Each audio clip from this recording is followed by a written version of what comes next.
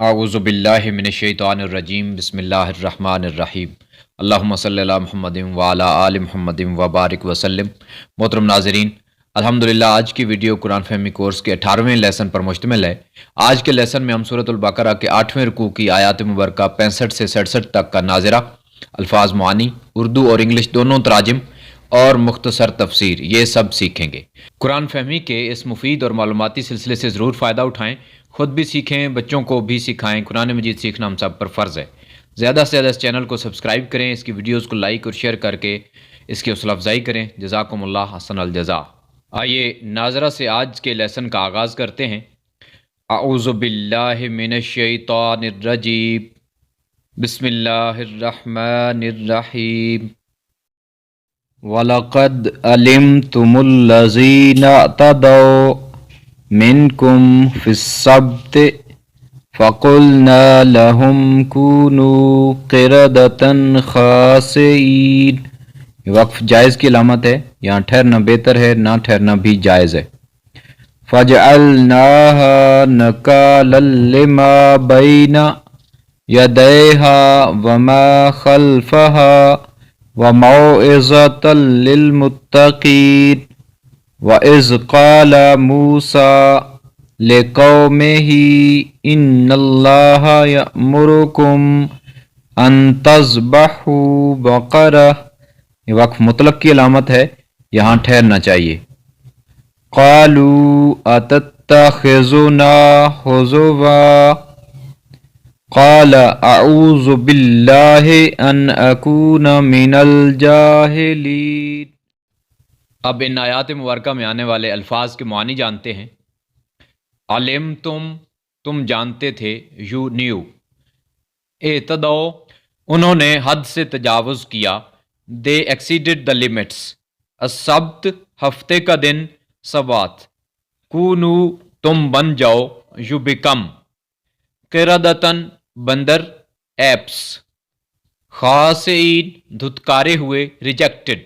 نکالن عبرت، lesson of warning. موعظہ نصیحت، admonition اور ایڈوائس۔ بقرہ گائے، قو۔ حضوا مذاق اور فن۔ آئیے اب ان آیات مقدسہ کا اردو ترجمہ جانتے ہیں۔ وَلَقَدْ عَلِمْتُمُ الَّذِينَ اعْتَدَوْا مِنْكُمْ فِي السَّبْتِ، اور تحقیق کہ تم جانتے تھے ان کو جنہوں نے تم میں سے سبت کے قانون کی خلاف ورزی کی یا اس سلسلے میں حد سے تجاوز کیا۔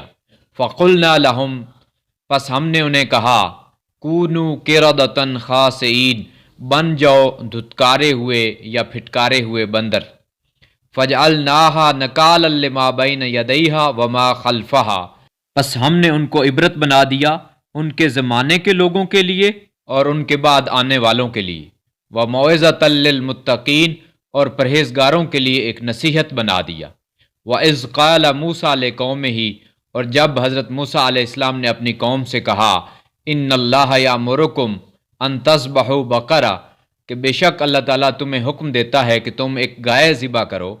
قَالُوا أَتَتَّخِذُنَا هُزُوًا، تو وہ کہنے لگے، کیا آپ ہمارا مذاق اڑاتے ہیں؟ قَالَ أَعُوذُ بِاللَّهِ أَنْ أَكُونَ مِنَ الْجَاهِلِينَ، تو انہوں نے کہا کہ میں اللہ تعالیٰ کی اس بات سے پناہ چاہتا ہوں کہ میں جاہلین میں سے ہو جاؤں۔ آئیے اب ان آیات مقدسہ کا انگلش ترجمہ سیکھتے ہیں۔ وَلَقَدْ عَلِمْتُمُ الَّذِينَ اعْتَدَوْا مِنْكُمْ فِي السَّبْتِ، and certainly you have known those among you who exceeded the limits of Sabbath. فَقُلْنَا لَهُمْ كُونُوا قِرَدَةً خَاسِئِينَ، so we said to them, be apes, despised and hated. فَجْعَلْنَاهَا نَكَالًا لِمَا بَيْنَ يَدَيْهَا وَمَا خَلْفَهَا، so we made this a lesson of warning for their contemporaries as well as for later generations. وَمَوْعِظَةً لِلْمُتَّقِينَ، and an admonition for the pious people.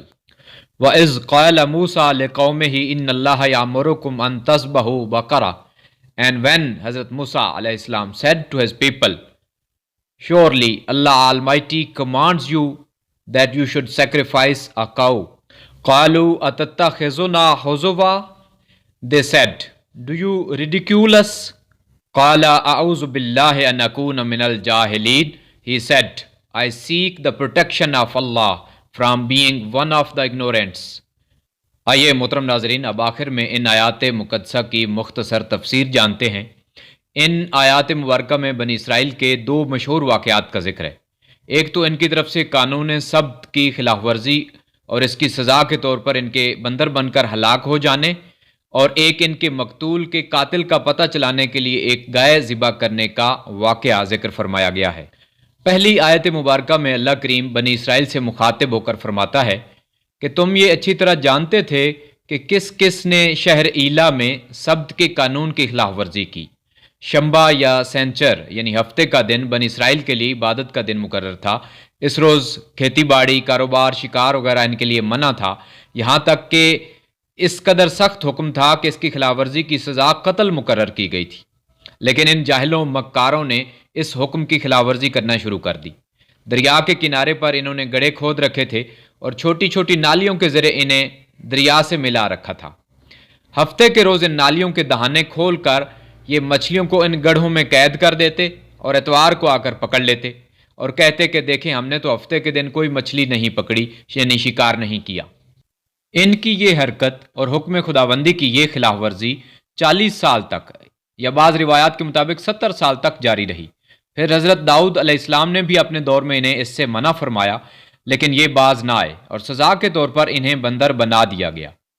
روایات کے مطابق یہ شکلاً بھی بندر بن گئے تھے۔ یہ ایک دوسرے کو دیکھتے اور روتے اور 3 دن کے اندر اندر سب ہلاک ہو گئے۔ یہ ٹوٹل 70,000 کے قریب تھے جو بندر بنے، ان کی کوئی نسل باقی نہیں رہی۔